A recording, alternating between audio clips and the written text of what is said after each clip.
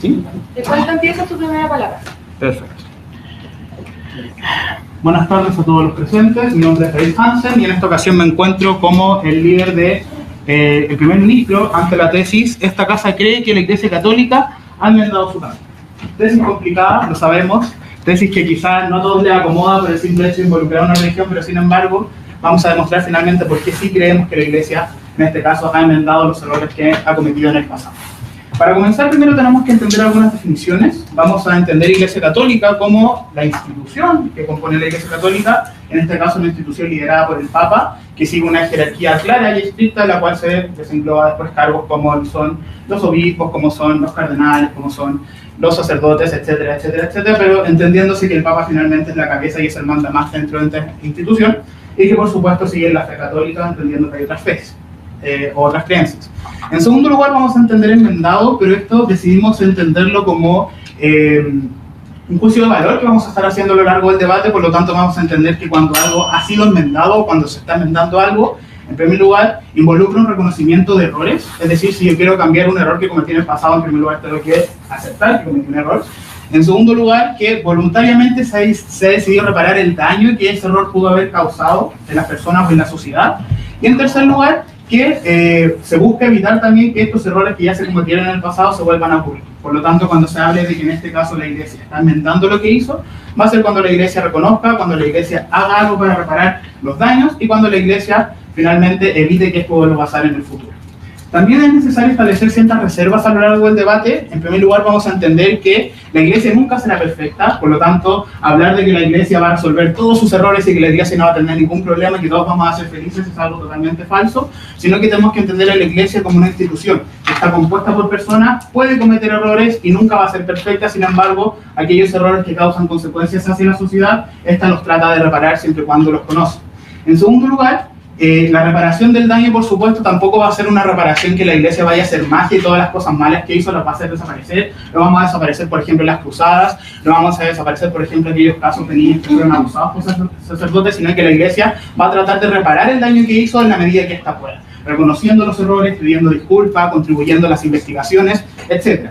En tercer lugar, hay que entender también que para enmendar algo hay que conocer esto. Por lo tanto, nosotros a lo largo del debate no nos podemos hacer cargo de solucionar los errores o aquellos casos que la Iglesia en primer lugar no conoce, que en este caso el mandamás, que es el que dicta las órdenes para poder solucionar los problemas que han causado, no está al tanto de. Por lo tanto, si tenemos situaciones que se presume podrían estar pasando o situaciones que podrían llegar a darse en el futuro, nosotros no nos podemos hacer cargo hasta que éstas sean conocidas.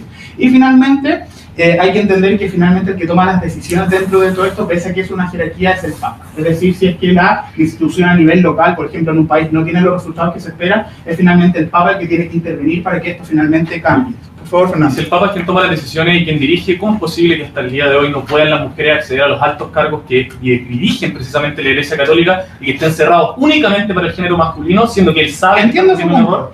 El que las mujeres no estén accediendo a la alta cúpula de la Iglesia, en primer lugar, debería demostrarme por qué necesariamente es un error. Entiendo que hay una ola de feminismo donde efectivamente se busca involucrar al hombre y a la mujer por igual y que tengan los mismos derechos, pero hay que entender que la Iglesia, dentro de todo, dentro de su constitución, es una institución conservadora. Por lo tanto, las personas que la componen, incluyendo las mujeres, no necesariamente ven esto como una necesidad y que por lo tanto no lo exigen. Ahora, ojo, no estamos diciendo que la Iglesia nunca vaya a cambiar y no estamos diciendo que esto en un futuro pueda ser diferente. Solamente decimos que el carácter conservador hace que tanto hombres como mujeres dentro de la Iglesia no vean esto como un problema o no vean esto como una necesidad. E incluso podríamos decir que se ha estado avanzando respecto al mismo tema, incluyendo a las mujeres en situaciones en las que antes no se podía incluir, como por ejemplo que tengan misas igual que los hombres, sino por separado, o que por ejemplo para asistir a misa, para asistir a distintos eventos religiosos, puedan asistir con ropa que no necesariamente les va a juzgar. ¿Sí? No, muchas gracias. Finalmente vamos a establecer que la carga de la prueba va a ser demostrar que hay una voluntad de enmendar, pero no solamente nos vamos a quedar en la voluntad, sino que también se están haciendo esfuerzos reales y acciones concretas para hacer que esto finalmente deje de ser el problema que había sido. Para defender esto, entonces, tenemos tres argumentos. El primer argumento se llama la voluntad de transparentar, y básicamente demuestra que la Iglesia, una vez que reconoce todos estos, una Iglesia, una vez que se dan a conocer estos actos que son cuestionables para la sociedad, como por ejemplo abuso a menores, como por ejemplo la discriminación hacia minorías, la Iglesia lo que hace finalmente es transparentar la información que tiene respecto a esto para finalmente colaborar con la investigación. La Iglesia lo que hace en primer lugar es reconocer que se ha cometido errores, reconocer que parte de las personas que forman esta institución ha cometido errores que pueden afectar a las personas y que por lo tanto se tiene que hacer algo al respecto. Por lo tanto ya tenemos un primer ápice de que la Iglesia efectivamente en este caso está reconociendo sus errores propiamente tal. Casos concretos de esto tenemos, por ejemplo, el caso de Chile, donde se ha desenmascarado en el último tiempo casos concretos de abuso a menores, donde la Iglesia, si bien en un momento tomó un rol pasivo, no reconociendo esto, sino negando cualquier situación antes de que hubiera prueba, esto se ha cambiado con el paso del tiempo, haciendo que la Iglesia pida disculpas, haciendo que la Iglesia reconozca los errores que tenía y finalmente tratando de colaborar con las investigaciones para que se lleve a la justicia en caso de que esto sea procedente. No, muchas gracias. En segundo lugar, tenemos la voluntad de reparar, ya que la Iglesia no solamente se ha quedado en reconocer lo que ha hecho y no se ha quedado solamente en pedir disculpas, sino que ha tomado acciones concretas para hacer que esto finalmente pueda llegar a buen término y se pueda reparar a las víctimas. En primer lugar, creando comisiones de investigación para los distintos conflictos que ha tenido, cosa de aportar a la investigación que los estados y las víctimas o las personas que están involucradas dentro de el horror que haya cometido la Iglesia finalmente están tratando de sacar a la luz, y la Iglesia en este caso ha hecho comisiones para también sacar la verdad. Asimismo, ha hecho cambios dentro de sus propios escalafones, destituyendo incluso a personas que cometieron errores directos para que en un futuro no lo vuelvan a hacer. Y en tercer lugar, el argumento se llama voluntad de prevención, ya que esto no solamente se queda en buenas intenciones en hacer algo, sino que se busca que esto tampoco se repita en el futuro. Caso concreto es cómo la Iglesia ha cambiado las mismas maneras de actuar respecto a las denuncias sobre ciertos casos en los que la Iglesia ha estado metida, como por ejemplo los abusos nuevamente, donde la Iglesia ya no solamente exige evidencias y exige hacer algo cuando esto es totalmente claro, sino que la Iglesia ahora ya está considerando testimonios de personas que quizás no tenían la información o no tenían las evidencias que en el pasado no tuvieron y que finalmente está adelantando y está acelerando todos los procesos dentro de los cuales participa. Por lo tanto, no solamente tenemos reconocimiento de error, no solamente tenemos reparación de estos errores en la medida de lo posible, sino que también la Iglesia está tomando acciones para que sus mismos protocolos funcionen y evita que estos errores pasen al futuro. Por todo lo anterior, y habiendo demostrado ya por qué finalmente a través de estos tres argumentos la Iglesia logra reconocer, logra reparar y logra finalmente prevenir, es que nosotros creemos que la Iglesia Católica sí ha enmendado su camino.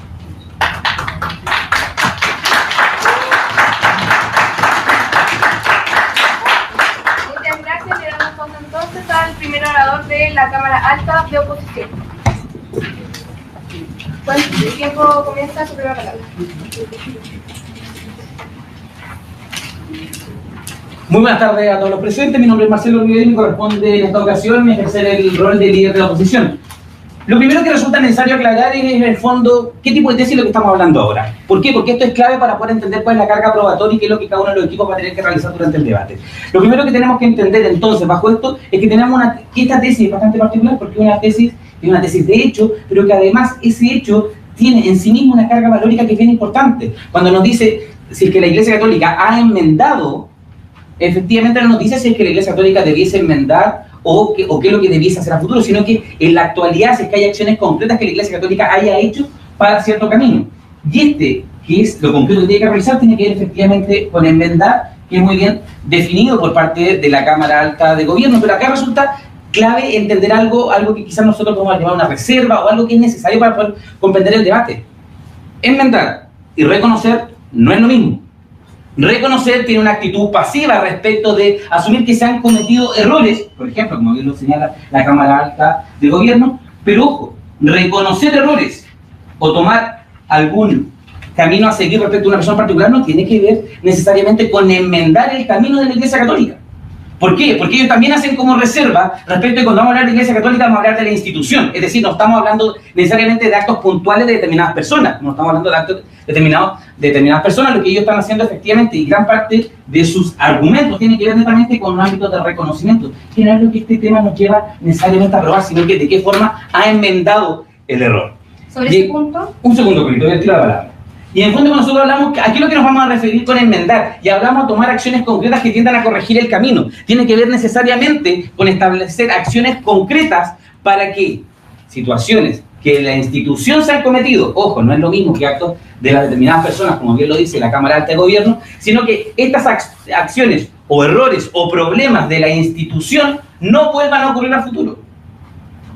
Cuando yo estoy pidiendo disculpas o estoy colaborando en alguna investigación, lo que estoy haciendo yo únicamente es reconocer la comisión de un error. Pero acá yo no estoy enmendando ningún camino.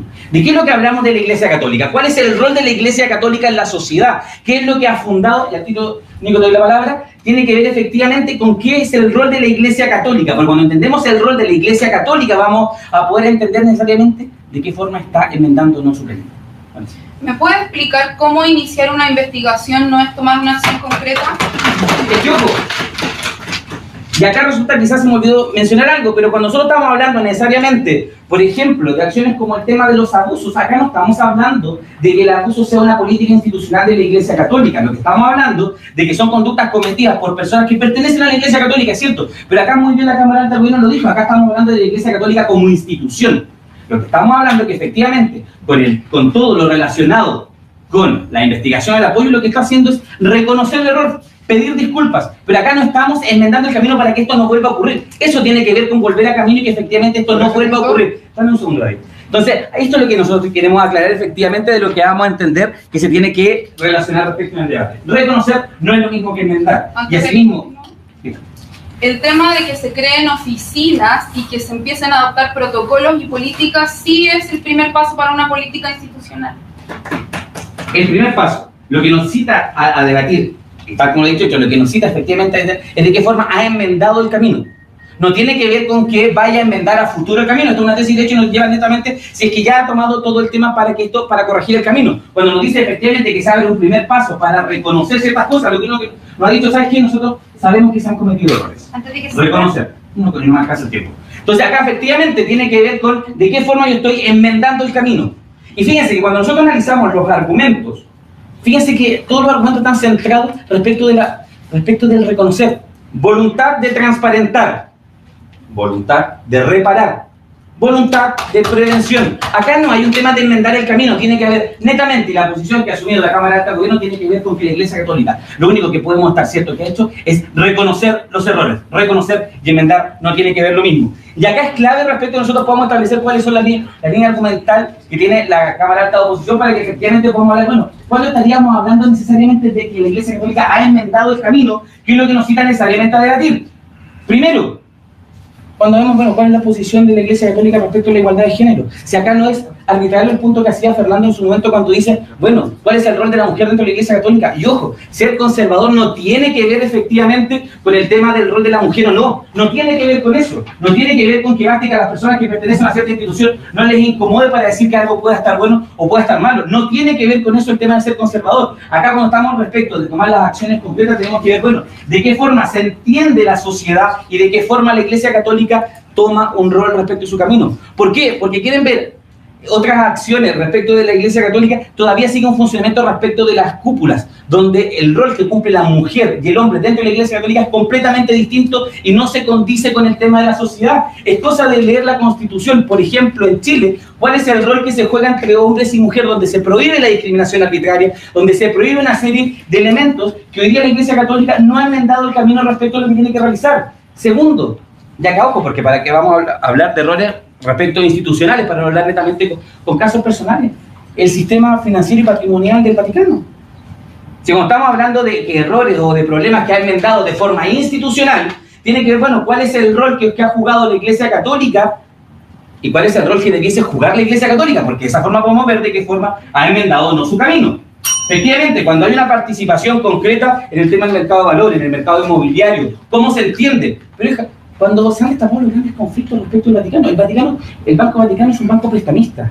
¿Y qué es lo que pasa cuando se reconoció los problemas? Era respecto de quienes la estaban administrando, estas personas fueron removidas, pero no cambió el sistema del Banco Vaticano, que es efectivamente donde no podríamos hablar, donde se está enmendando efectivamente el camino.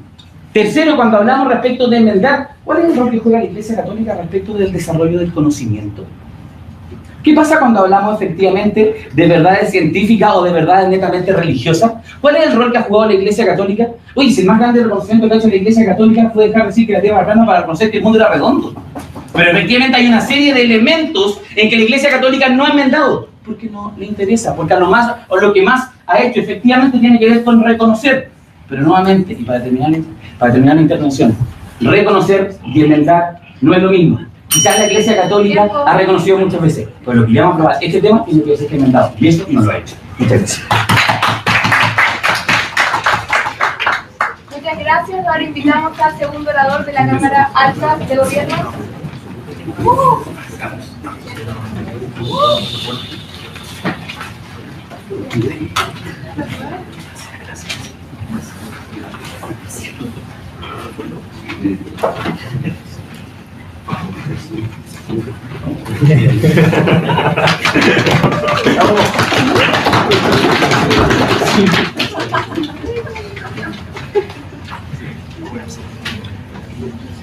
¿A su primera palabra?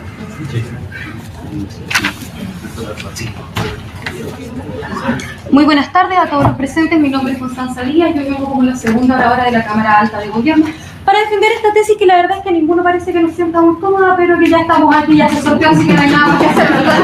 Entonces, vamos por partes. Reorganicemos un poco este tema del debate. Primero voy a pasar a refutar todo, absolutamente todo lo que dijo Marcelo, para después pasar a reafirmar los argumentos que ya le ha entregado mi compañero David. Primero, la carga probatoria que Marcelo nos quiere establecer es absolutamente imposible de cumplir y no se la podemos aceptar.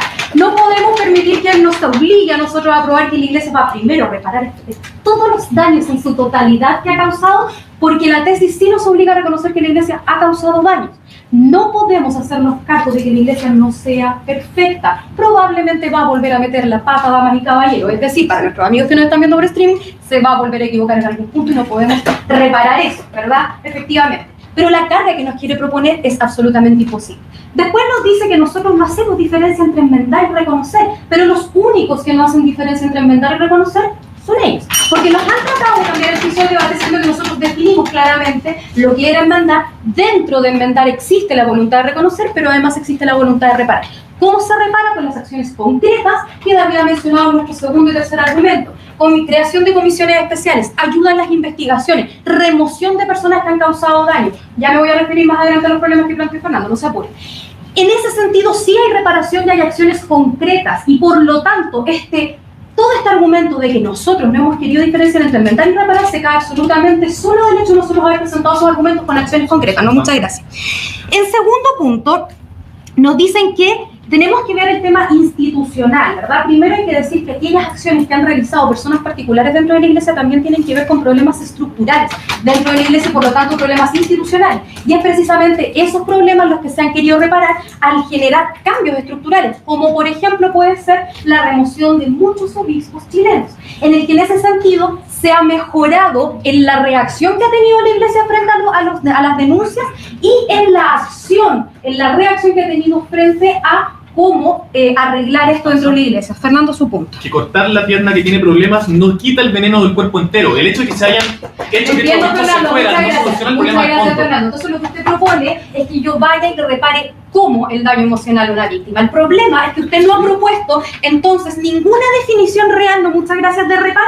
Si usted no propone una definición de reparar, que es lo que usted quiere hacer, y nosotros sí propusimos una definición de reparar, en la que estas acciones, dentro de lo que es posible para la Iglesia, se han llevado a cabo, entonces estamos cumpliendo con nuestra carga probatoria de decir que la Iglesia no solo reconoce los errores, ya no es un ente pasivo y actúa frente a estos errores para enmendarlos. Efectivamente, no hay una manera de solucionar y de resolver los daños emocionales que se han causado a ciertas personas. No hay una manera que yo devuelva el tiempo y diga, ¿sabe qué? Voy a ir con mi DeLorean a decirle a la gente, no, la Tierra es redonda. Ya no puedo hacer eso. Yo no puedo retroceder el tiempo y borrar los daños que ha cometido la Iglesia. Lo que yo puedo hacer es, de aquí en adelante, primero, reconocer la equivocación y segundo, tomar medidas para, dentro de lo posible, reparar el daño y que esto no vuelva a ocurrir. Ahora, sobre el tema del conocimiento, nos dicen cómo esto ha afectado el conocimiento. Primero, en la actualidad, la Iglesia no es un referente en términos de conocimiento científico, por lo tanto, el problema actualmente ya no existe.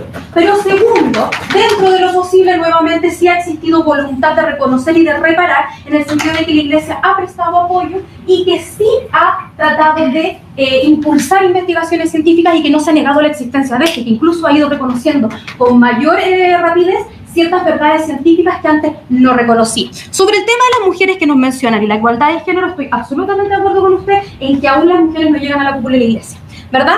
Pero ojo, Dentro de nuestras definiciones, nosotros también dijimos que debía reconocerse la existencia de un problema para que pudiera solucionarse. Para las mujeres de la Iglesia Católica no existe un problema en esos términos porque son mujeres que creen en esa religión, que creen en esa fe, que por lo tanto siguen esos dogmas. Y dentro de esta creencia está la idea de que las mujeres no lleguen a la cúpula. Además de eso, no, muchas gracias, ya va a tener su oportunidad. Además de eso, sí se han ido integrando mujeres a puestos donde antes no existían, como por ejemplo puestos administrativos dentro de la Iglesia, como por ejemplo comunicaciones, como por ejemplo representación, como por ejemplo abogadas también dentro de la misma institución de la Iglesia. Todos estos puestos antes no era posible ser ocupados por mujeres y ahora sí. Además de eso, la Iglesia ha ido avanzando en términos de entregar un mensaje respecto a la igualdad. ¿El avance ha sido lento? De todas maneras. ¿Podemos decir que porque el avance ha sido más lento que en otros aspectos, ese avance no existe? No. Efectivamente, la Iglesia está tratando de enmendar. Ahora, ojo con la distinción que hace Marcelo, porque Marcelo nos dice, no es que quiera enmendar, es que tiene que haber enmendado. Pero tampoco nos dice cómo, de qué manera podría haber enmendado absolutamente esos errores. No lo define. ¿Qué hacemos? ¿Vamos y les pagamos a la víctima de los terraplanistas porque creen ahora que la Tierra es redonda? ¿Qué hacemos para repararse? Nuestra única posibilidad frente a esto son las decisiones que puede tomar la Iglesia dentro de su estructura, ¿verdad? Entonces, ¿qué se hace? Por ejemplo, en el caso de los abusos y violaciones que ha habido sistemáticamente dentro de la Iglesia. Se reconoce el problema, primer paso.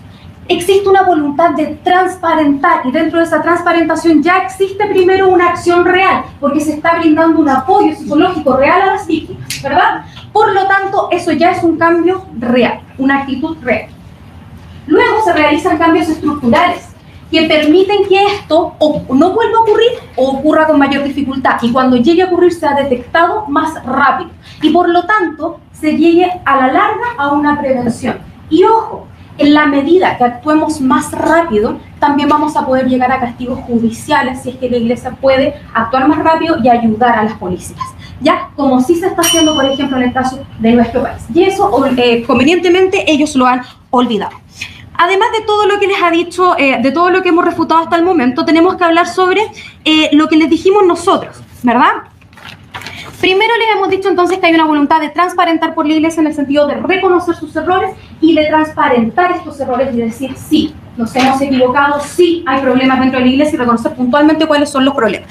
Segundo, se han hecho cambios estructurales, creación de comisiones investigadoras, creaciones de oficinas, se han creado cargos especiales para investigar respecto a esto y para entregar apoyo especial a las víctimas de nuestros errores.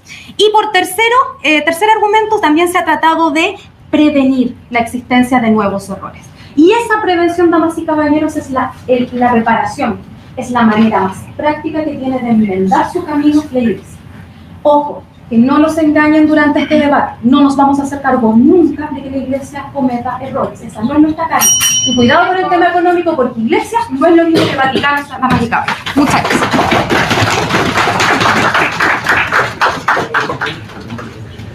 Muchas gracias. Que pase el segundo orador de la Cámara Alta de Oposición. Primera palabra.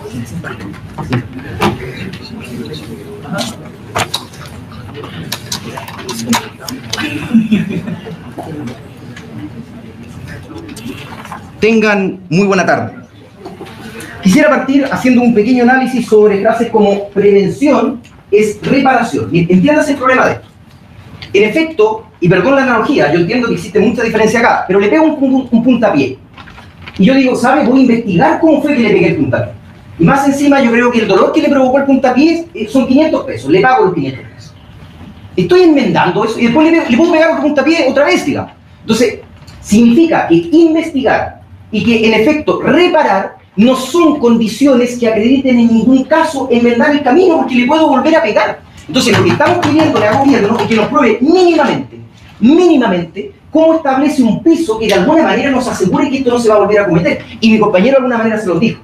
Quisiera hacer aquí, plantear algo que mi compañero ya dijo, ¿sabe? El tema de los abusos se lo concedemos completamente. ¿Y sabe por qué? Porque nos parece que el abuso, como falta penal, el acoso, la violación, son imputaciones individuales. No queremos que finalmente se responsabilice a la Iglesia por eso. Y eso lo dijo mi compañero, dijo que era un tema personal y que no lo íbamos a hablar a nivel institucional. Está grabado, después lo vamos a ver. Pero sí que, como fue, se lo concedo, porque mis argumentos son 4 que voy a plantear más adelante. Constanza nos acaba de decir como medida para enmendar el camino a la remoción de obispos chilenos. Mire, aunque la mona se vista de seda, mona queda. Al final del día, si una institución tiene problemas metódicos, tiene problemas de los pragmáticos, cambiar la cabeza no significa de nuevo que se enmienda el camino. Hay un salto lógico que la contraparte no prueba. Y además, notar el caso de Chile. ¿En qué momento se está discutiendo la iglesia en Chile? Me parece que está bien, somos todos chilenos, pero tratemos, en honor a los amigos que nos están viendo acá, de maximizar esto también en otras partes del mundo. No sé si es que en otras partes se han removido obispos.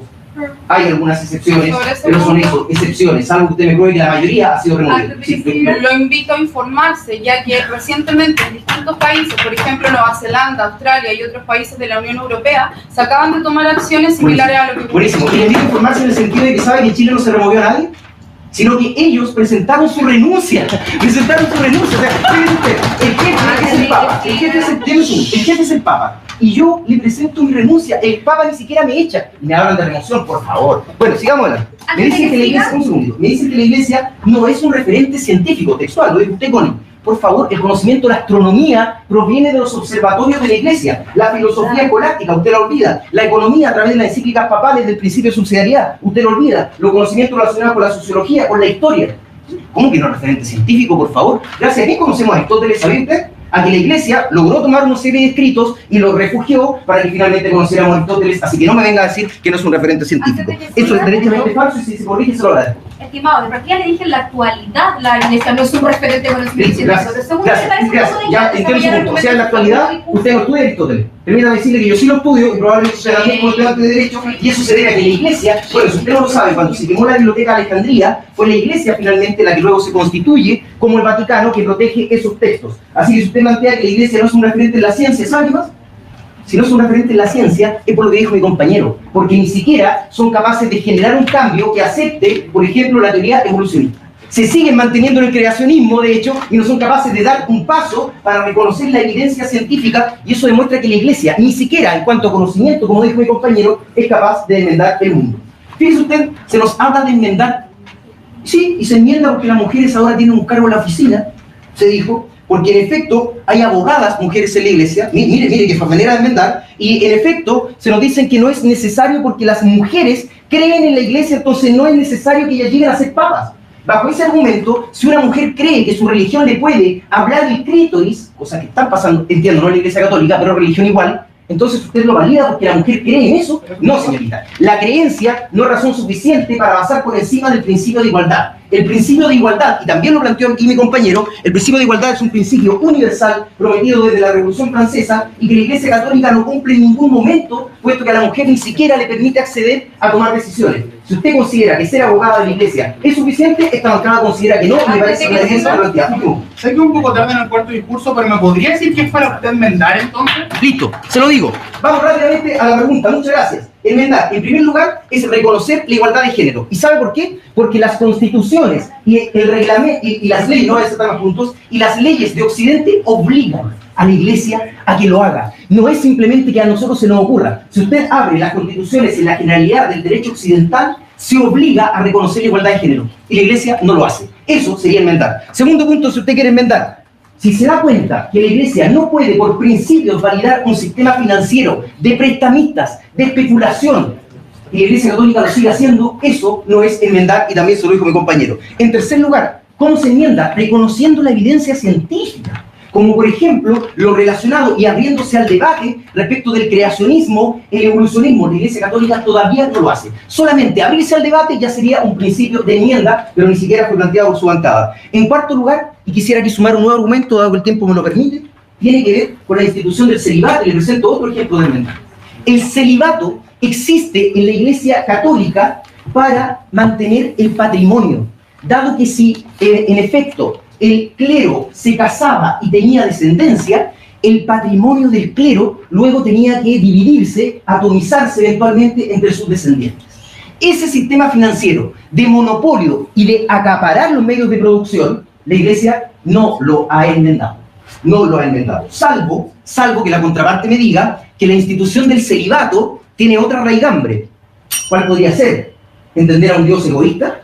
¿Entender a un Dios exclusivo y excluyente del Antiguo Testamento? Entonces, elija por contraparte. O el celibato existe porque el Dios es egoísta, todo ese tipo de cosas, que me parece que ya no es compatible con una visión occidentalizada respecto del amor, por ejemplo, o bien el celibato existe para mantener el monopolio de los medios de producción, que es lo que pasaba antiguamente, y eso ya atenta derechamente contra los principios de la Iglesia. Insisto, en este debate mi compañero ya lo dijo, dejamos fuera el tema de los abusos y nos parece que estos 4 argumentos pasan. Primero, no cumple con la igualdad de género, que es un requisito constitucional del derecho occidental, prometido desde la Revolución Francesa. Igualdad, fraternidad y libertad. No está cumplido. 2, el sistema financiero. La Iglesia Católica sigue siendo un ente capitalista y no se ha movido un ápice a pesar de todos los casos de corrupción que han habido en el sistema financiero de la Iglesia. Tercero, el conocimiento de la Iglesia no se ha movido ni un centímetro en cuanto, por ejemplo, a reconocer verdades científicas relacionadas con el evolucionismo. ¿Sabe qué más? Reconocer, por ejemplo, que la Navidad se celebra con otro tipo de fines. Finalmente, el tema del celibato tampoco ha sido modificado por la Iglesia, así que no hay ningún tipo de enmienda. Gracias.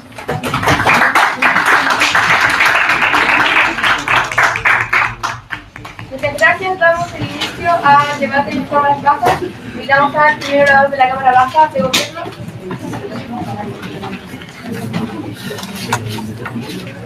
A su primera palabra.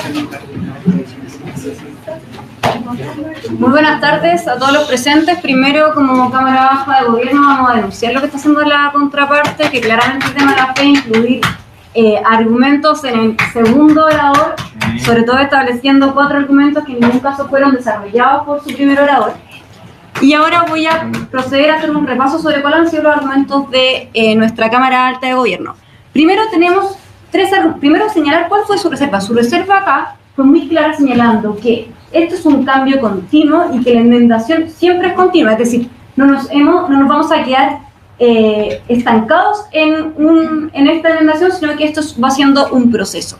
Luego, ¿cuál es su primer argumento? Su primer argumento, aquí hay una voluntad, la voluntad de transparentar. Es decir, yo, Iglesia Católica, reconozco que algo está ocurriendo y luego tomo una acción.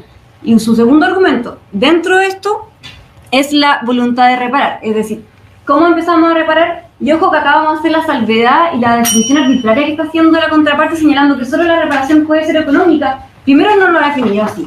Segundo, en ningún caso está probado que solo la reparación tiene que ser netamente económica. De aquí, ¿dónde está el meollo del asunto? La reparación también, por ejemplo, puede ser psicológica, cuando se reconoce que hay un delito, por ejemplo. Luego, la institución empieza a investigar y luego se puede sancionar, obviamente, o incluso teniendo un apoyo, en este caso psicológico, también se puede propender a la reparación. Y en tercer argumento, esta voluntad de prevención, es decir, cómo yo realizo, cuál va a ser mi política para que estos actos no vuelvan a ocurrir en el futuro. Ojo, y acá en el fondo, como se señaló, la Iglesia Católica está constituida también por personas. Las personas obviamente también pueden cometer errores, pero lo importante es que los protocolos que estamos desarrollando es para poder prevenir todos estos errores, pero que no necesariamente, obviamente, nosotros no nos podemos hacer cargo de señalar que nunca más van a ocurrir estos casos. Ahora, esto en cuanto a lo que señaló la Cámara Alta de Gobierno. Ahora, ¿cuál es nuestra extensión? Acá vamos a señalar que cómo hemos inventado respecto de la institucionalidad de la Iglesia Católica. Y aquí esto tiene 3 impactos. Primero, tiene impacto porque las víctimas generalmente han sido personas de la Iglesia, personas católicas. Es decir, víctima católica empieza a denunciar estos hechos y tiene repercusión en la sociedad civil no necesariamente católica, y luego con esta denuncia de los hechos tiene repercusiones en la institución misma, en las altas jerarquías de la Iglesia Católica. Entonces, esta enmendación se ve dentro de estos tres impactos. Personas católicas, personas no católicas de la sociedad civil, e incluso también personas de la sociedad civil, y las altas jerarquías de la Iglesia. Ahora, ¿cómo en el fondo podemos tener, la contraparte nos pidió hechos concretos, y así también fue señalado en cuál era nuestra carga de la prueba? La carga de la prueba señalada era, primero, tener la voluntad, y segundo, hechos concretos. Y estos hechos concretos los hemos estado señalando también a lo largo del debate, con distintos ejemplos. Primero, por ejemplo, solo para hablar del caso de Chile, después podemos irnos a otros lugares del mundo. En el caso de Chile, primero se hizo la visita de Chicluna. Ahora hay una oficina de denuncias. Tenemos esa oficina, está compuesta también por mujeres. Ahora, se están recibiendo todo ese tipo de denuncias para después proceder a investigar. Ahora, en la sociedad civil, ¿cuál ha sido el impacto de esto? ¿Por qué hemos enmendado? Ayer se aprobó en el Senado la imprescriptibilidad de los delitos de abuso sexual a menores. Esto es un cambio que en otra situación no se hubiese realizado, si no hubiese tenido toda la repercusión que ha tenido, eso no se estaría discutiendo. Esto todavía no es ley, pero obviamente que el Senado lo haya aprobado, muchas gracias, es algo que ha ido cambiando. Por ejemplo, si este mismo programa hace 10 años atrás era imposible haberlo pensado. Entonces, gracias a todo esto, a la sociedad civil, y es que se ha podido ir trayendo cosas en fondo que son beneficiosas para el resto de la sociedad, incluso sociedad no católica. No, muchas gracias. Ahora, solo a modo de refutación. Primero, nos dicen que acá hay problemas estructurales. Claramente, nosotros lo que estamos señalando es, a través de toda esta sociedad civil y a través de la jerarquización que se va teniendo en la Iglesia, también podemos subsanar aquellos errores estructurales propios de una institución, como por ejemplo cuando se está removiendo, por ejemplo cuando se aceptan las renuncias, por ejemplo cuando se investiga, por ejemplo cuando se hacen protocolos. En segundo lugar nos dice es que esto afecta el principio de igualdad. Primero no nos señala que va a entender por principio de igualdad. Segundo, solo nos señala que esto es un derecho establecido en la Constitución. A ver, lo que es el principio de igualdad y la no discriminación es solo únicamente cuando esta discriminación es arbitraria. Primero pruébeme que esta discriminación es arbitraria y luego procedemos a entrarlo en el debate. Y luego nos señala un tema financiero. No, muchas gracias. Entonces, con respecto a la igualdad de género, en realidad esto es un cambio continuo, que en ningún caso estamos, primero, no se prueba que la Iglesia Católica sea la causa de la no igualdad de género.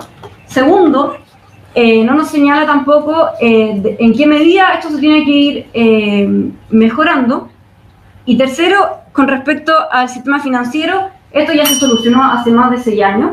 Se removieron en el fondo a la gente que estaba afectando, y aquí hay que hacer la distinción entre institución católica y Vaticano, que son dos cosas distintas. Y luego nos dice que el creacionismo versus la evolución científica. Primero la reserva fue que esto era un cambio continuo, que esto vamos a ir enmendando y que en el fondo no nos tenemos que dejar estancados. Entonces, obviamente, lo que no se está enmendando ahora se puede seguir enmendando a futuro, eso en ningún caso está circunscrito. Y luego nos señala el celibato. Ahora, primero, pruébeme que efectivamente esta desigualdad y que el monopolio sea provocado por la Iglesia. Y luego puede entrar al debate que por solo y el único hecho de que exista el celibato, entonces vamos a tener que todo el capital no puede ser distribuido en el clero. En realidad es un argumento que tampoco se probó porque además fue señalado en el segundo grado. Ahora, entonces, para cerrar, tenemos los 3 argumentos de la posición y nuestra extensión, que en el fondo es el impacto en estos 3 niveles: sociedad civil, personas católicas e instituciones de la Iglesia. Muchas gracias.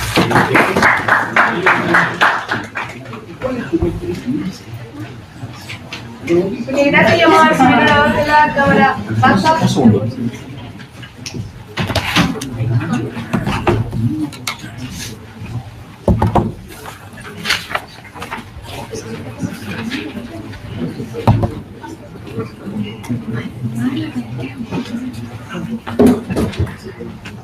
¿Ya?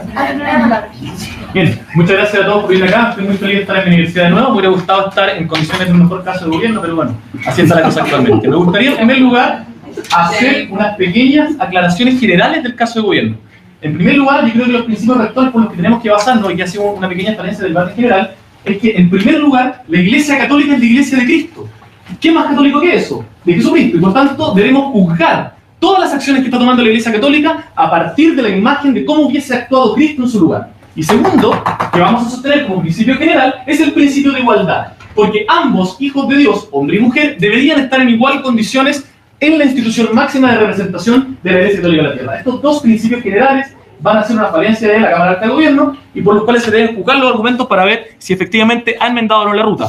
En segundo lugar, antes de pasar a los argumentos de la Cámara Baja, me gustaría sostener que también otra falencia que hemos notado acá es que la enmienda, para que pueda ser considerada una enmienda realmente, debe ser, como bien dijo la Cámara Alta de Oposición, un cambio, pero este cambio debe ser sustancial. no debe ser simplemente una modificación de protocolos o una modificación para el esclarecimiento de los hechos, sino que debe ser un cambio que lo que busque es enmendar el objetivo, que dejen de producirse los hechos que causan los problemas. Y lo voy a explicar con ejemplos concretos en la estructura argumentativa, ¿no? Muchas gracias. Bueno, me gustaría pasar ahora a lo que fue la argumentación de Gabriela. En primer lugar, señalando que existe reparación porque mandan a los niños al psicólogo. O sea que si yo voy y golpeo a Constanza muy fuerte en su rostro y luego la mando al doctor, ¿eso significa que enmendé mi ruta? Por supuesto que no, por supuesto que no. La enmienda debe ser un cambio de actitud sustancial que me lleve a no volver a cometer esa acción dolosa. Y por más comisiones de investigaciones que ustedes creen, por más oficinas de denuncias que ustedes abran en todos los colegios que quieran, eso no es un protocolo real que vaya a solucionar el problema de raíz que tiene la Iglesia Católica y que produce esos problemas como por ejemplo los del abuso infantil, que los vamos a desarrollar en nuestra extensión. No, muchas gracias. En segundo lugar, bueno, ya como comienza a decir Gabriela, comienza a ser una trilogía entre la sociedad civil, entre la sociedad de la Iglesia Católica, que la verdad no entendí muy bien, pero que entiendo que existen unas repercusiones de los actos de la Iglesia en la sociedad civil. Bueno, sobre ese punto me gustaría decir, punto 1, que estas oficinas de denuncia no aportan en nada, porque las denuncias siempre han existido y han sido sumamente públicas. Hemos sabido de los casos de abusos sexuales siempre. Una oficina de denuncias es insuficiente. Por tanto, eso simplemente serviría en el criterio que ustedes establecieron en su primera intervención en la Cámara de Alto Gobierno, que dice que debe haber un reconocimiento de errores y debe haber el conocimiento de los hechos, pero en ningún caso altera el evitar que se produzcan a futuro, porque esos son cambios de fondo que la Iglesia no ha estado dispuesta a dar.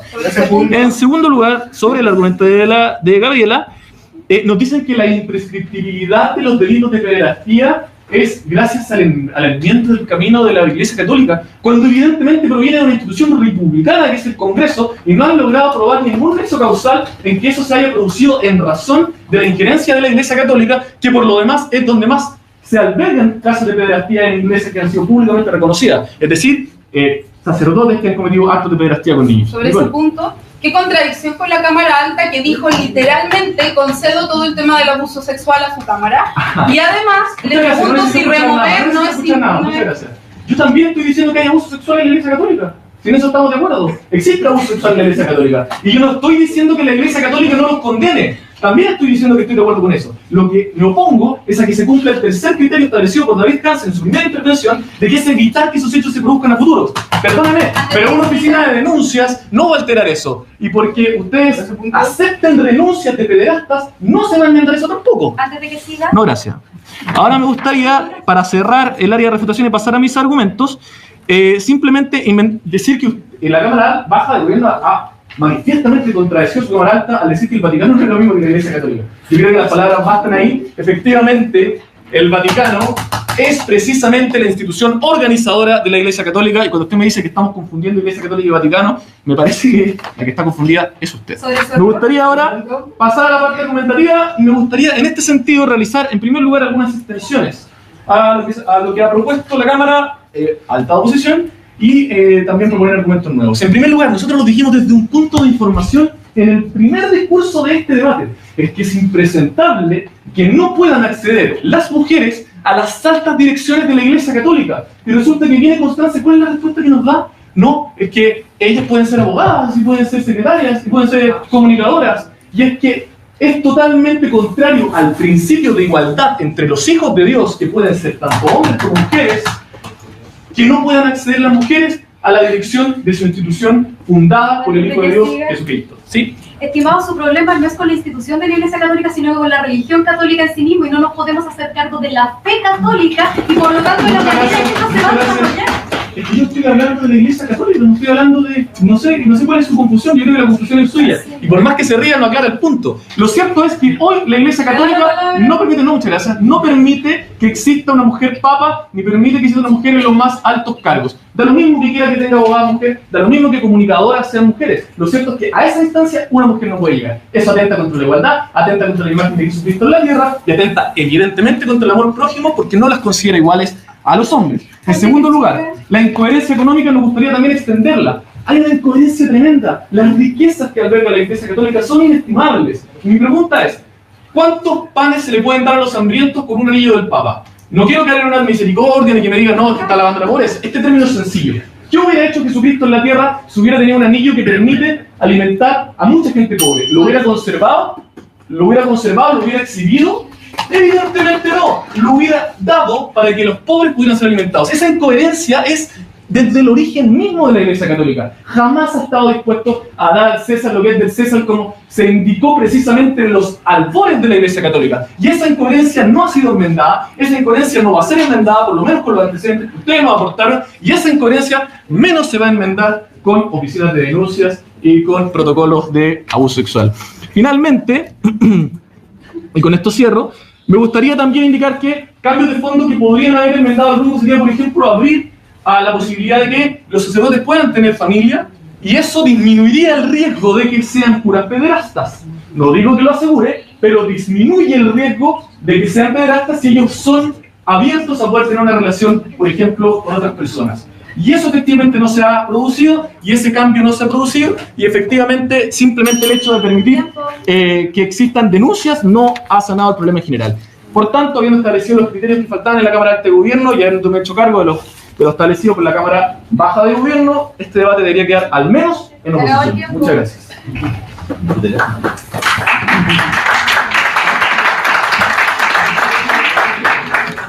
Gracias. Ahora va a venir el segundo orador de la Cámara Baja de Gobierno.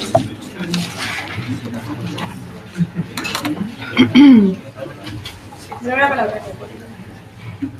Bien, en primer lugar me gustaría tomarme la licencia de decir que estoy tremendamente feliz de estar en el único equipo 100% femenino de este debate. No tenía ese honor desde CEMUDE 2012 junto a Connie, y estoy muy contenta de que así sea el día de hoy.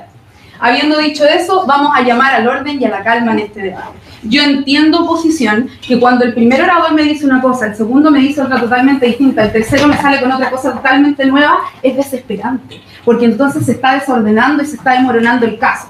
Pero vamos a analizar uno por uno para ver si es que logramos establecer qué es lo que quería decir la oposición, porque hasta ahora ha sido un poco difícil de entender. Inicia Marcelo, y aquí voy a tener que tener una pequeña diferencia de opinión con Connie, estableciéndonos no una carga imposible, como dijo Connie, parte estableciéndonos una carga tremendamente baja, porque nos dice, basta con que usted pruebe una acción concreta, para que entonces entendamos que la Iglesia está reparando. Entonces digo yo, y se lo pregunté en un punto de información, ¿basta con que probemos una acción para que eso se cumpla? Lo hemos probado, y por lo tanto, bajo esa mínima carga de prueba, entonces quiere decir que vamos ganando el debate.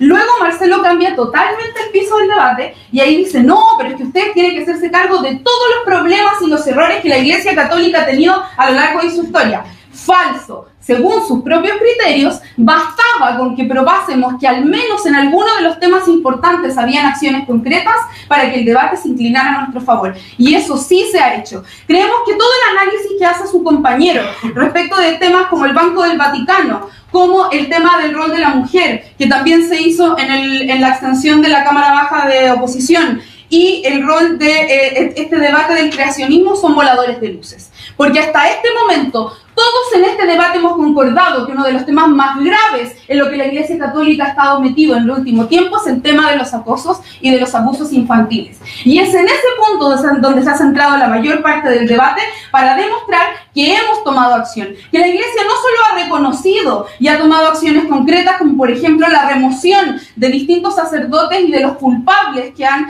cometido estos actos a nivel mundial, sino que también ha creado oficinas que son bastante recientes. Fernando, es mentira que existen hace muchos años. Las oficinas de las que hablaba Gabriela son oficinas que existen recientemente. La discusión respecto de que los delitos no prescriban es de ayer. Entonces, en realidad, eso también siguen siendo voladores de luces y solo demuestran la falta de información. No, muchas gracias, Ricardo. Entonces, vamos a ver qué es lo que dijo Ricardo, justamente, que estaba levantando la mano en su intervención. Nos dijo que aquí se está violentando el principio de la igualdad, y eso es también una de las mayores extensiones que entrega Fernando en su siguiente discurso.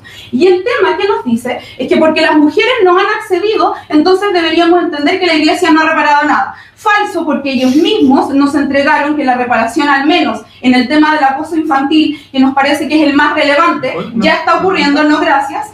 Y nos dice que entonces nos movamos a este otro tema, que es el tema del principio de igualdad. En primer lugar, se explicó que para que el principio de igualdad se viole necesita ser una situación arbitraria, cosa que ellos no han demostrado que es así. Hemos dicho que la Iglesia, por su fe, por su esencia, es una Iglesia eminentemente conservadora y que entonces por eso tiende. Y es que más allá, esto no es un problema de la Iglesia católica, esto es un problema del mundo. Entonces la Iglesia solo refleja lo que está pasando y creemos que así como el mundo despertó y las mujeres están empezando a empoderarse, eso también va a ocurrir en la Iglesia y la reparación va a continuar. Su pregunta. ¿Qué puede ser más arbitrario que discriminar? ¿Por qué, Dios mío? Le acabo de decir que el problema no es de la Iglesia católica, el problema es de la sociedad y creemos que así como la sociedad está cambiando, la Iglesia también lo va a empezar a hacer. Posteriormente, y estaba en lo que había establecido Ricardo, gracias Ricardo, pero baje la mano, nos hablaban del creacionismo versus la educación y nos dijo, basta que se pruebe que ha ocurrido un debate para que demostremos que la Iglesia se abrió. ¿Sabe qué? El debate ya existe. En Estados Unidos hoy día, iglesias protestantes versus iglesias católicas, discuten sobre creacionismo versus el tema de la evolución. Entonces parece que la carga probatoria, igual que Marcelo, seguía siendo muy baja, ¿no? Gracias. En tercer lugar nos habla del banco, eso es un argumento reciclado del CEMU de 2013. El tema del Banco del Vaticano ocurrió en esos años y esto se arregló. De hecho, y ellos mismos lo conceden diciendo que se removieron a las personas que habían cometido estos desfalcos y desde entonces nos han reportado problemas nuevamente. Entonces no entendemos qué más reparación quieren. Y finalmente, y esto fue la primera parte de la extensión también de Fernando, se habla del celibato. Y respecto de esto se nos dice que súper arbitrariamente, de manera súper gratuita, que si eso cambia, entonces los curas no van a ser pederastas. Los invito a leer cualquier manual de psiquiatría donde se establece que el tema del abuso infantil va más allá de ser o no ser cura, de ser o no ser célibe, es una enfermedad. Entonces eso hay que estudiarlo porque no es así. Y más allá de eso queremos decirles que igual que como ha ocurrido con el tema de la mujer, el tema del celibato también se está discutiendo.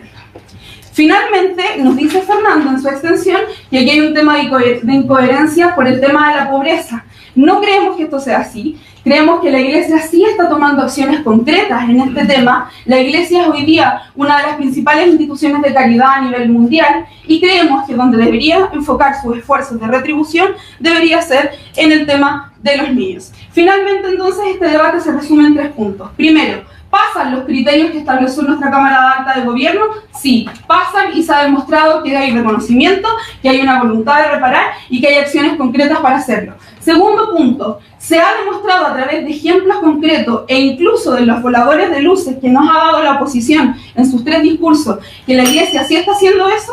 Sí, se ha demostrado a través de todos los ejemplos que se dio principalmente en mi extensión y en todo lo que les he comentado yo.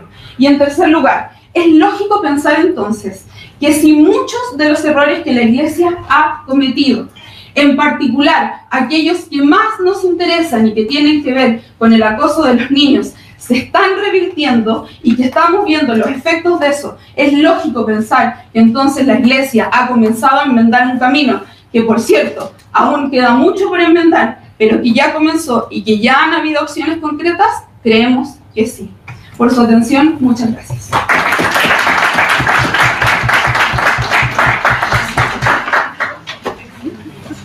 Muchas gracias. Invitamos al último orador del debate.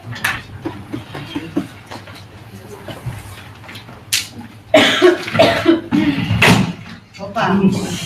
Oh, pero se enoja.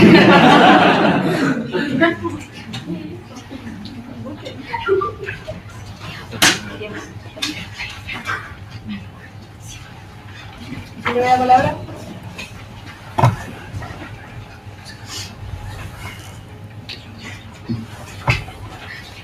¿Quién?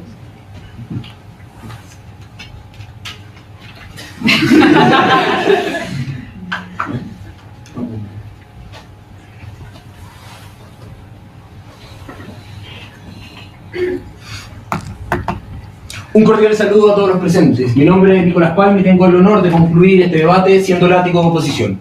Vamos a hacer este discurso en 2 partes. La primera parte, una refutación a puntos esenciales del discurso que acabamos de escuchar de la contraparte, y una segunda etapa de este discurso, recordando cuáles son los argumentos que se han tenido en este debate para entender justamente cómo los 8 argumentos que intentó traer la Cámara de Gobierno no pudieron probar la tesis versus los 8 que sí pudieron probar que todo estaba mal en el contra. Vamos por parte, Nicole. Nicole parte su discurso señalando que la carga de la prueba habría sido mal explicada por Marcelo.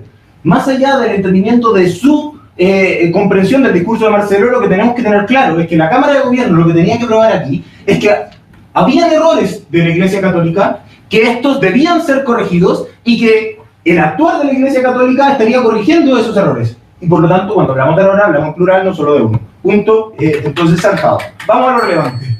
Sigue Nicole estableciendo algo un poco más relevante y dice, hey, estamos de acuerdo en este debate que lo importante aquí son los abusos, que hablamos de la gravedad de estos y que por lo tanto eso es lo que tenemos que corregir como Iglesia Católica. Primer punto de refutación, argumento reduccionista de Nicole. ¿Por qué? Porque no es el único error de la Iglesia Católica y aunque lo intentase corregir todavía no podría ganar el debate con eso. ¿Por qué? Porque la Iglesia Católica tiene muchos otros errores que corregir. Oscurantismo en su biblioteca, problemas de distribución de riqueza, problemas de acceso en igualdad de género y tantos otros como salieron en el debate. ¿Sobre ese punto? Voy sobre el mismo punto, tranquila. Insiste luego en que ellos sí se han hecho cargo de este punto de los abusos sexuales, porque repitiendo lo que había dicho ya su alta, que habían inventado oficinas residentes, que habían realizado remoción de cargos, y recordemos lo que pasó en el debate. Ricardo ya les había dicho que esto no fueron remociones, sino que fueron denuncias, que por lo tanto la Iglesia Católica sigue funcionando como había funcionado desde siempre, que la Iglesia Católica no acepta críticas. Y ahora apliquemos los criterios que vino a dar el orador de la Cámara Alta de Gobierno. ¿Cuáles eran los criterios para que nosotros estuviésemos entendiendo de que esto se trataba de enmendar? No solo se trataba de un reconocimiento de error como pudieron haber probado, sino que voluntariamente, y no por la presión social de la sociedad que cuestionó a la Iglesia Católica, entonces ellos han decidido actuar de manera diferente. Y eso no ha pasado, eso no lo lograron probar, mucho menos lograron probar el tercer aspecto del criterio del señor Hansen, que decía que esto tenía que evitar las cuestiones a futuro. Tercer criterio del señor Hansen. Y entonces cuando usted me crea una oficina para recibir a las víctimas, no está evitando que esto vuelva a pasar. Usted evita que esto vuelva a pasar cuando evita que esos curas sean probablemente pedófilos. Como las acciones que agregó mi compañero en su extensión. Por ejemplo, permitir que estos sacerdotes se puedan casar. Por ejemplo, evitar el celibato de la Iglesia Católica, como ya decía mi alta. Y esas son las medidas sustantivas que no se han tomado y que por lo tanto no podemos entender que se haya inventado un grupo. Avanzamos, señorita Connie, porque usted no dio punto de información. Y decíamos que las mujeres estaban accediendo a cargos de poder porque eran las abogadas de la Iglesia Católica. La pregunta es, ¿esto es realmente prevención efectiva aplicando el criterio del señor Hansen? No, esto no es ninguna prevención efectiva. Sobre ese punto, ¿cuánto sí va a ser efectiva con los criterios que ya decíamos? Antes de que siga, te escucho. Estimados, esos cargos no vienen a probar como prevención, sino que como una acción real, y no estamos diciendo que sea el único cargo que pueden ocupar, sino que es un ejemplo para demostrar que hemos ido avanzando hacia ese es que el punto es que el avance no sirve si el avance no es sustantivo, y eso es justamente lo que reconduce el punto a la baja de oposición. ¿Cuáles son los criterios que estableció Fernando en su intervención? Nosotros tenemos que tomar que el camino que se tome, ya que esta prevención, que cualquier acto que usted desee lograr, sea lo que hubiese hecho Cristo y que responda al principio de igualdad. ¿Ya? Esos son los criterios que teníamos que probar. ¿Cómo enmendamos nuestro rumbo? Y establecer una oficina de denuncias no enmienda el rumbo porque no es sustantiva y porque no es un avance justamente a la Iglesia Católica que nosotros esperaríamos. ¿Qué se dijo en este debate? Se dijo por la alta que un primer argumento de que esto iba a solucionarse porque teníamos voluntad de transparentar. Eso es falso, la Iglesia Católica no tiene voluntad de transparentar, se ve obligada a transparentar ciertas situaciones y entonces actúa, no actúa nunca voluntariamente. Segundo, no es voluntario. Tercero, no es sustantivo. Segundo argumento del señor Hansen, va y dice que esto se trata de establecer medidas concretas. La única medida concreta que han intentado establecer en este debate es que inventamos alguna oficina reciente para recibir denuncias. Si ese es el cambio sustantivo para enmendar el camino de la Iglesia Católica, siento que estamos en una debilidad de su carga probatoria. Tercero, dicen que nosotros vamos a prevenir los delitos y que los delitos no se previenen con oficinas de denuncias. Los delitos se previenen cuando efectivamente nosotros tomamos medidas como que el sacerdote tiene que ser célibe o como que se pueda casar. ¿Por ese punto? Y ahora agregamos algo importante, y es que la Iglesia Católica ha tenido históricamente desmembraciones. Por ejemplo, todo este debate hablamos de la Iglesia Católica Apostólica y Romana. No hablamos, por ejemplo, de la Iglesia Católica Ortodoxa, que sí permite a sus sacerdotes casarse. Y en consecuencia nosotros sí sabemos que la Iglesia Católica podría haber enmendado su rumbo tomando estas decisiones sí sustantivas y no mera una oficina de denuncias. Avanzamos, ya escuchamos, señor David. Sobre su decisión sustantiva, yo creo que es mucho más probable investigar para descubrir al culpable que quitar el celibato para evitar que haya futuros pederastas. Ya, más allá de su falsa analogía. Veamos. Tenemos que investigar, sí, tenemos que investigar y eso está bien, se lo dijo la alta. Está bien que usted haga justicia después que ocurrió el acto. Pero su propio criterio, no se trata solamente de investigar, su propio criterio se trata de que después de que usted lo violaron, se haga justicia con usted, pero evitemos que violen luego a la otra señorita en el futuro. Eso es lo que no logra tu oficina de denuncias. Se acabaron los puntos de información, señorita, y vamos hacia el final de este discurso. ¿Qué más se dijo?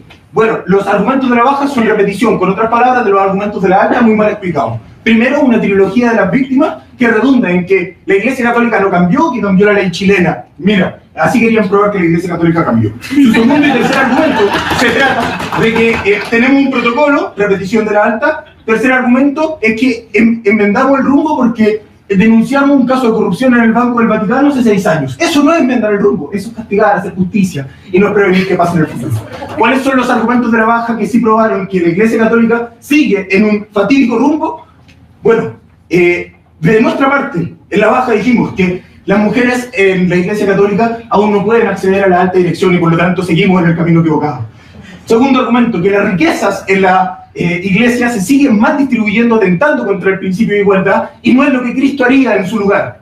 Tercero, que no existe la posibilidad de tener familia para los curas, lo que es coordinado con lo que ya establecía mi alta, y argumentos de la alta que jamás fueron refutados por el principio constitucional. Por su mención, muchísimas gracias.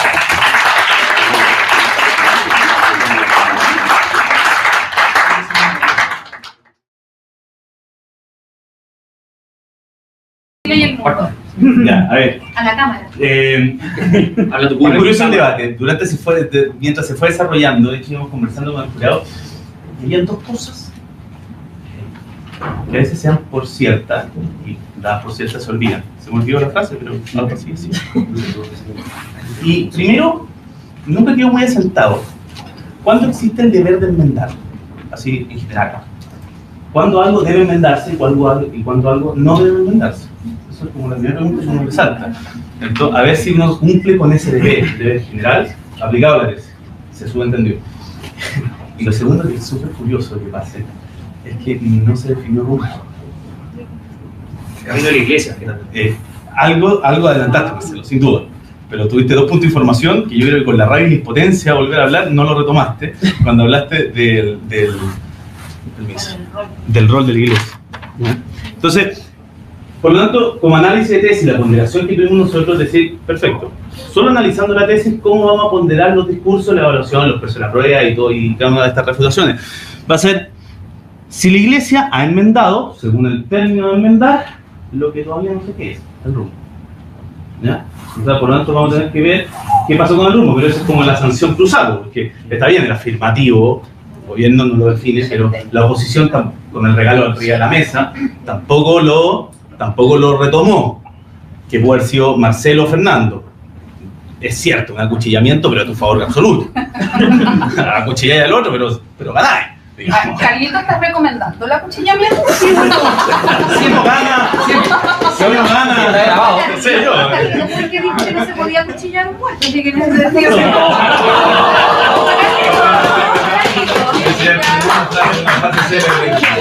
Acuchillar un muerto no homicidio. Acuchillar un muerto no homicidio. Clásico parlamentario británico. Entonces, lo relevante, bueno, eso. Con eso entonces nosotros discutimos 2 cuestiones. Primero, la definición de enmendado y la concesión expresa del término de enmendado, y primero se estableció como un juicio de valor, involucra el reconocimiento de un error. Segundo, voluntariamente se repara el daño, y tercero, se busca evitar que ocurra nuevamente. ¿Bien? Voy a saltarme a la reserva y vamos a ver otra cuestión bien relevante que nos parecía que inicialmente iba a ser materia de conflicto directo. No, lo metiste aquí en el debate que siguió hasta el final. Y fue los argumentos, que ojo, con estos argumentos nosotros solo podemos tomar eso para poder guiar el rumbo, que vamos a tener por rumbo. ¿Cierto? Ya que si enmendar va a ser, involucra el reconocimiento de un error, y a partir de ese error sigue la cadena de los otros 2, el rumbo va a ser enmendar un error. Necesariamente, como jurado lo debemos entender así, actuando de buena fe, a menos que sean todos perdedores. Sí, o sea, para que haya alguien vencedor, debemos entenderlo de buena fe como rumbo a ser en la existencia de un error y como un deber general debe enmendarse un error. ¿Ya? Y luego, en los argumentos establece que son la voluntad de transparentar, segundo, la voluntad de reparar y tercero, la voluntad de la prevención. ¿Ok?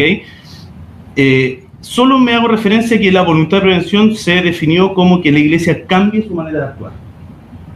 Por lo tanto, y se definió distinto con la reparación.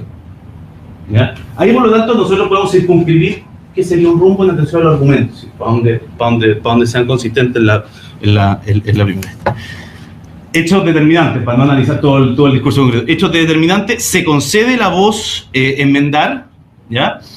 Tuvimos alguna discusión con el jurado en cuanto a la distinción que hace Marcelo inicial entre enmendar y reconocer. Nos parecía a nosotros que la presentación de rumbo y de los argumentos es la voluntad de hacer algo, que es la voluntad y no necesariamente el hacer, pero, y esto es mi opinión del jurado, importaba poco, a menos que lo desarrollara ahí, porque la única forma de probar la voluntad era con hechos de hacer. Es curioso, ¿sí? Entonces yo digo, no, a mí me basta la voluntad de, ¿cómo gano y pruebo que existe la voluntad? Que algo se hizo. Entonces, casi que era tautológico, porque daba lo mismo que sea la voluntad de, si la manera de probarlo era, la manera de probar la existencia, que ese argumento es correcto, probando hechos y lo hagan, que lo realicen. Y segundo, la distinción que hace entre enmendar y reconocer, es verdad, existe transparentar, reparar, y dentro de transparentar es sinónimo reconocer, por transparentar, reconocer, reparar y prevenir. La distinción es cierta, Marcelo, y pareciera que, si uno piensa en el argumento condicional, el reconocer es condición necesaria, no suficiente, de enmendar, porque falta la tercera que estableciste tú, que era cambiar la manera de actuar, prevenir. Ese otro punto de encuentro que tuvimos relevante en el jurado. No estoy tapando acá. Connie desarrolla las acciones concretas. Es curioso lo de las acciones concretas. Las acciones concretas es uno de los tres elementos o de los argumentos que desarrolla él, que es el segundo. Y ahí estas acciones concretas sí fueron cambiando un poquito. ¿Ya? Algunas se pusieron más tarde y otras más nuevas. No fue un elemento determinante en el jurado, pero fue todos tratando de meterle como una nueva medida a la que se le ocurría en el camino, como algunos trataron de meter también por ahí el celibato. ¿Dónde llega un poquito esto? Y no fue determinante, es discutible, ¿cierto? ¿Ya? Pero al menos en este jurado no fue algo determinante para determinar el fallo. Con reparar, y luego nos queda la pérdida de evolución temporal. Ya. ¿Qué es lo que se presenta luego con el segundo orador negativo? Ricardo y el término del desarrollo del afirmativo.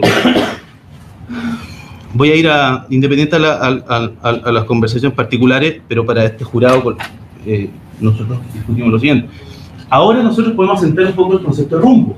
No se definió rumbo, no se impugnó rumbo, no se volvió a redefinir rumbo, por lo tanto todo lo que ustedes digan por rumbo lo vamos a tomar como cierto, que es el rumbo.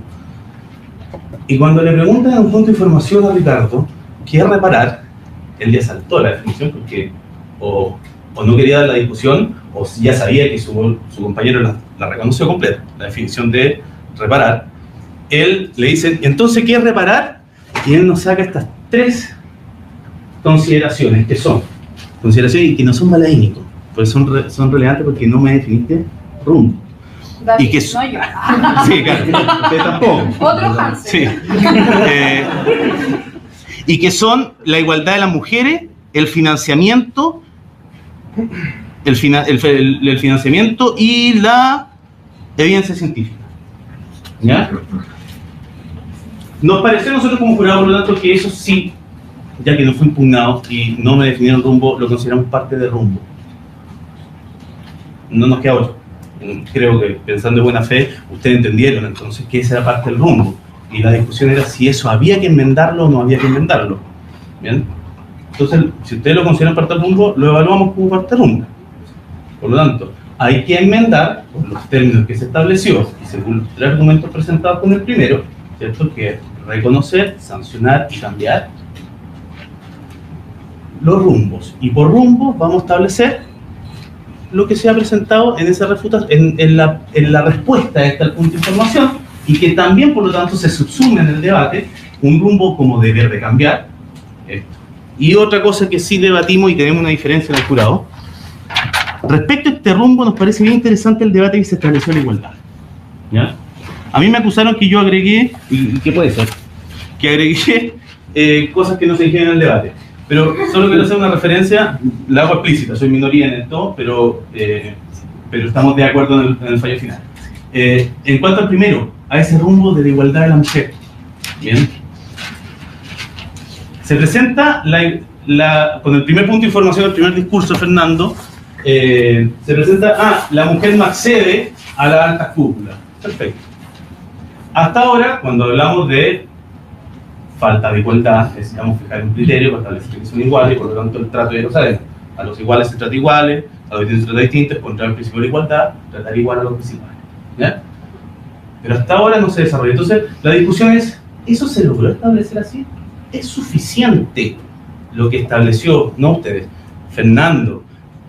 Según yo sí, según el resto no, y algunas diferencias particulares. ¿Es suficiente decir, hombres y mujeres son iguales porque ambos son hijos de Cristo? Ambos son hijos de Cristo. Lo que faltó, y que es verdad que no se dijo, no, a veces lo hago entender y participar, de hecho no estoy... Cambio mi opinión, creo que no lo dijo. Lo que no se dijo fue seguir con la opinión y decir, por lo tanto son iguales, de manera tal de que deben ser tratados iguales. Si fijo mi criterio de la igualdad, no hay motivo razonable para tratarlos distintos, que la mujer no tenga o sí tenga, y la cultura, por lo tanto, es arbitraria. ¿Sí? Porque si son tratar distintos a los iguales, vulnerar el principio de la igualdad, tanto como tratar igual a los distintos, también vulnerar el principio de la igualdad. Ese desarrollo no fue a tal cabalidad como a poder sostener la igualdad en el 70. Creo que esos son los puntos relevantes. ¿Alguno quiere preguntar usted? De hecho, ya se abarcó todo lo que era necesario. Sí. Mi criterio relevante para el desarrollo del debate. Tú has tenido. Pregunta como en lo que puso de nosotras tres, salió algo relevante un poco. O sea, sí, hay cosas bien relevantes, pero que fue decisivo para nosotros para tomar la decisión, eso es lo que quiero decir. Que nosotros debatimos y dijimos, mira, este criterio no sirve. Lo que dijo Constanza fue determinante, porque cuando sale el punto de información que Fernando intenta meter, sabiendo que iba a introducir ese argumento de extensión, que es el principio de igualdad con el tema de las mujeres, incisivamente y muy inteligentemente lo introduce dentro del primer argumento de David como un punto de información. Ahí se integra el argumento de la mujer y se empieza a discutir sobre eso a lo largo del debate. La Constanza dice que ese no es un error propiamente tal, porque las mujeres que están en la órbita de la iglesia reconocen eso como parte de las circunstancias propias de la iglesia. O sea, con esa regla de cómo están jugando las mujeres, y por eso no existe el error propiamente tal. Y para mí eso es determinante, porque no basta con decir, bueno, las mujeres tienen que hacer lo que dice Cristo que hay que hacer. O sea, ese argumento quizás debería haber sido más desarrollado, sobre todo estableciendo el criterio. Si el criterio es Cristo, entonces, ¿qué es lo que haría Cristo en ese lugar? O sea, no basta solamente con decir, bueno, ¿qué es lo que haría Cristo? ¿Qué es lo que haría Jesús? Hay que desarrollar también qué es efectivamente lo que hubiese hecho Jesús en ese momento. Para poder decir entonces de que bajo el principio de igualdad efectivamente yo debería entender que las mujeres no participen dentro de la cúpula eclesiástica, efectivamente no tengan que participar o tengan que participar dentro de la esfera o el escalafón eclesiástico del Cristo. Bueno, y en ese sentido también añadir un comentario también respecto al discurso de cierre de Nicole.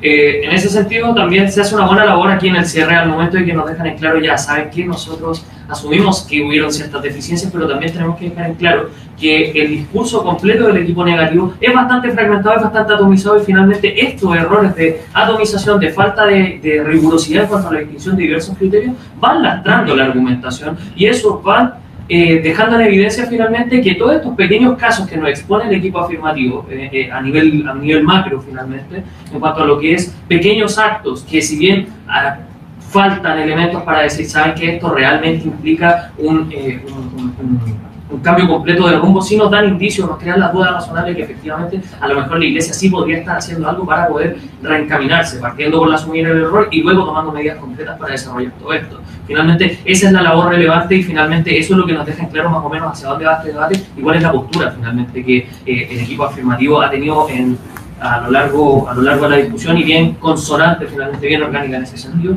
a partir de los errores también que cometió el equipo negativo a partir de eso.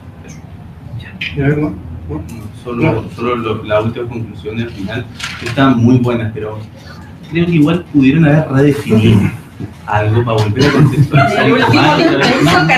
No redefinir, pero volver a recordarnos el rumbo. ¿Qué vamos a tener por rumbo? En este debate se entendió por rumbo.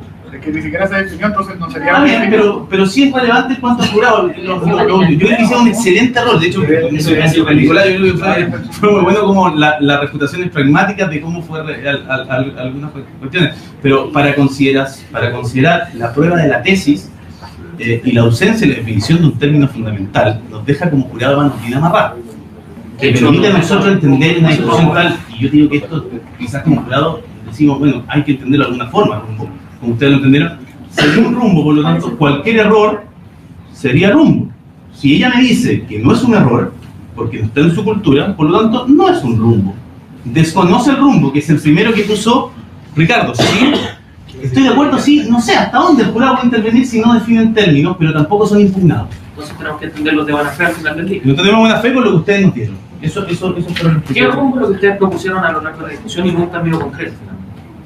Si me permiten a mí, yo no soy un académico y quizás no voy a ser como Carlito para explicar esto, ¿no? Pero si hay cosas que pensando por ejemplo en un segundo en verdad no puede hacer, por ejemplo lo que dice recién Carlito de intentar definir al final cualquier jurado medianamente dirigente en base a las bases propias del torneo te abre el cuarto al tiro, no tiene ningún sentido.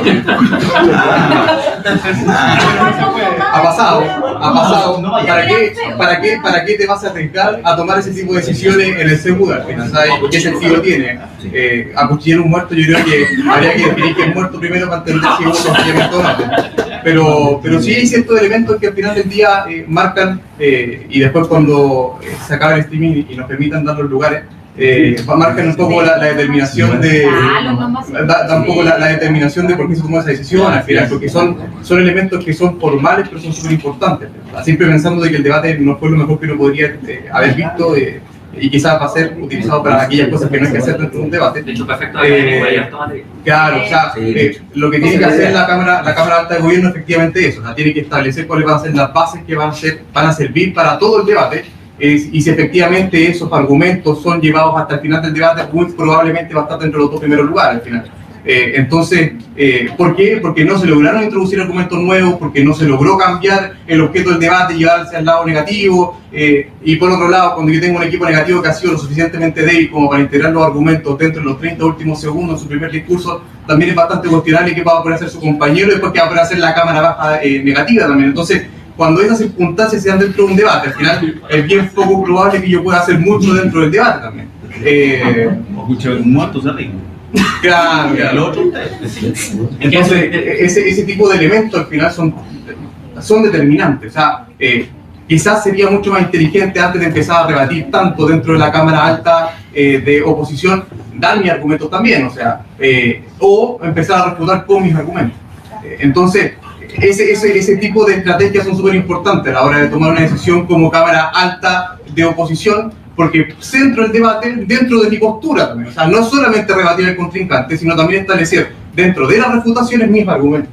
Entonces, cuando no se hace eso, el problema se da de que el segundo ya podríamos incluso llegar a cuestionar si éticamente podría efectivamente desarrollar mi argumento, si solamente fueron enunciados por mi compañero anterior, porque la Cámara Alta de Gobierno, su segundo orador, ¿quién va a rebatir? No tendría ningún sentido. Entonces, el segundo orador de la Cámara Alta de Gobierno, si no se desarrolló ningún argumento, o sea, ¿a qué me subo yo al final? ¿Solamente a repetir los argumentos que dijo mi compañero anterior? Debería también tener la posibilidad de rebatir los argumentos que dijo el primer orador de la Cámara Alta de oposición. Y lo mismo pasa en la Cámara Baja. O sea, ¿cuál es la función de la Cámara Baja de Gobierno? Integrar elementos de extensión a la Cámara Alta, ojalá intentar arrastrar al compañero anterior si fue lo suficientemente bueno para que sean 1 y 2, y que no se dé el típico fallo cruzado. O en caso contrario, intentar mesurar un poco lo que dice Carlos y integrar elementos nuevos que sean tan importantes que me hagan a mí ser primero y el otro cuarto. Entonces, que se deje de hablar de lo que se habló en la Cámara Alta de Gobierno y que se hable solamente de lo que se dijo en la Cámara Baja. Entonces, claro, cuando esos elementos no pasan, se puede dar el fallo cruzado al final. Que lo haga bien la Cámara Alta y lo haga bien la Cámara Baja, pero del otro lado. Entonces, y al final eso es un poco lo que se dio dentro de este debate. O sea, ¿se discutieron los argumentos de la Cámara Alta de Gobierno hasta el final? Sí, se discutieron hasta el final. Pero ¿hubieron argumentos de extensión? Ojo, en el primer orador de la Cámara Baja de Gobierno, difícilmente podríamos llegar a esa conclusión al final.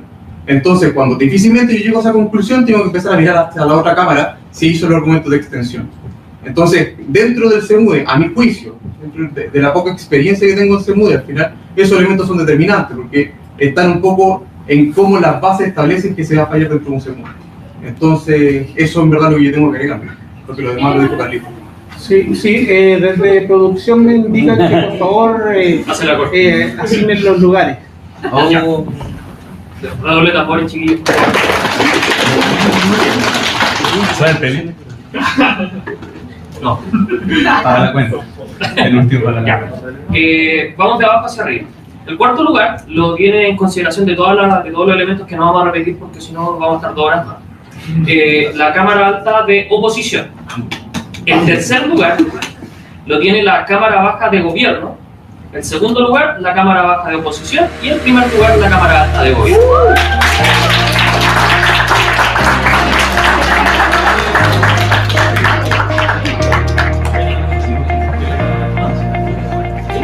¿Tenés diferencia?